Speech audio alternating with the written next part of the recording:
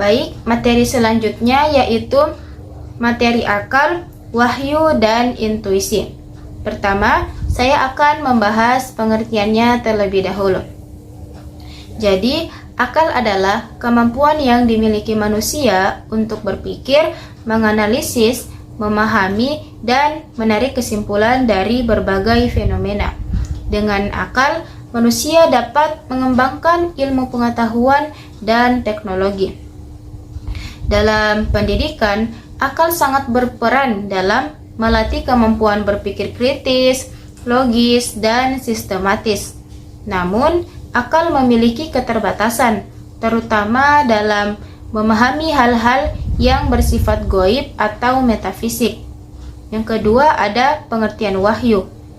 Wahyu adalah pengetahuan yang berasal dari Allah Subhanahu wa Ta'ala yang disampaikan kepada nabi dan juga rasul.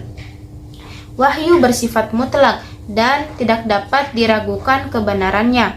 Dalam kehidupan manusia, wahyu berfungsi sebagai pedoman hidup serta menjadi sumber nilai dan moral. Dalam pendidikan Islam, wahyu menjadi dasar dalam membentuk akhlak dan juga tujuan pendidikan. Yang ketiga ada pengertian intuisi. Intuisi adalah kemampuan memahami sesuatu secara langsung tanpa melalui proses berpikir yang panjang. Intuisi berkaitan dengan hati, pengalaman batin, dan kedekatan spiritual seseorang. Pengetahuan yang diperoleh melalui intuisi biasanya lebih mendalam, terutama dalam memahami nilai-nilai spiritual. Dari ketiga pengertian ini, dapat kita pahami bahwa akal, wahyu, dan intuisi memiliki peran yang berbeda, tetapi saling melengkapi. Pembahasan selanjutnya yaitu hubungan akal, wahyu, dan intuisi. Akal, wahyu, dan intuisi memiliki hubungan yang bersifat saling melengkapi dan tidak bisa dipisahkan. Akal digunakan untuk memahami dan menafsirkan wahyu. Tanpa akal, manusia tidak akan mampu memahami isi dari wahyu secara rasional. Namun, akal juga memiliki keterbatasan. Oleh karena itu, wahyu hadir sebagai pembimbing agar akal tidak salah dalam berpikir. Wahyu memberikan standar kebenaran yang pasti sehingga akal tidak menyimpang. Sementara itu, intuisi berperan untuk memperdalam pemahaman. Intuisi membantu manusia merasakan kebenaran secara langsung, terutama dalam aspek spiritual. Jadi, jika akal bekerja secara logis dan wahyu memberikan kebenaran mutlak, maka intuisi memberikan kedalaman makna. Dengan demikian, ketiganya dapat bekerja secara seimbang, yaitu akal untuk berpikir, wahyu sebagai pedoman, dan juga intuisi sebagai penguat batin. Pembahasan selanjutnya yaitu peran akal, wahyu, dan intuisi dalam filsafat pendidikan Islam. Dalam filsafat pendidikan Islam, ketiga unsur ini memiliki peran yang sangat penting. Akal berperan dalam mengembangkan kemampuan berpikir siswa. Melalui akal, siswa dilatih untuk menganalisis masalah, memahami materi, dan juga mencari solusi. Ini sangat penting agar siswa tidak hanya menerima informasi, tetapi juga mampu berpikir secara mandiri. Wahyu berperan sebagai dasar dalam membentuk nilai dan moral. Pendidikan tidak hanya bertujuan membuat siswa pintar, tetapi juga membentuk akhlak yang baik. Oleh karena itu, nilai-nilai dalam wahyu harus menjadi landasan dalam proses pendidikan, sedangkan intuisi berperan dalam mengembangkan kepekaan batin dan spiritual siswa. Intuisi bisa dikembangkan melalui kegiatan refleksi, ibadah, dan pengalaman spiritual.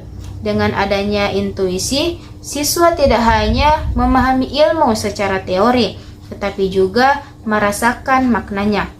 Jika ketiganya diterapkan secara seimbang, maka pendidikan akan menghasilkan manusia yang tidak hanya cerdas secara intelektual, tetapi juga memiliki moral dan spiritual yang kuat. Pembahasan selanjutnya yaitu pandangan tokoh filsafat. Beberapa tokoh filsafat juga memberikan pandangan tentang akal, wahyu, dan intuisi. Yang pertama ada Plato. Plato berpendapat bahwa akal adalah alat utama untuk memahami kebenaran. Menurutnya, dunia yang kita lihat hanyalah bayangan, sedangkan kebenaran sejati ada pada dunia ide. Selanjutnya ada Aristoteles. Aristoteles menekankan bahwa pengetahuan berasal dari pengalaman yang kemudian diolah oleh akal. Oleh karena itu, pembelajaran harus melalui observasi dan praktik. Selanjutnya ada Al-Farabi. Al-Farabi menekankan bahwa akal dan wahyu harus berjalan secara harmonis. Akal digunakan untuk memahami dunia, sedangkan wahyu memberikan petunjuk kebenaran. Selanjutnya ada Ibnu Khaldun. Ibnu Khaldun menjelaskan bahwa akal memiliki keterbatasan, sehingga manusia tetap membutuhkan wahyu, terutama dalam hal-hal yang bersifat metafisik. Selanjutnya ada Al-Ghazali yang menekankan pada intuisi. Menurutnya, kebenaran tidak hanya diperoleh dari akal, tetapi juga dari pengalaman batin dan kedekatan dengan Tuhan.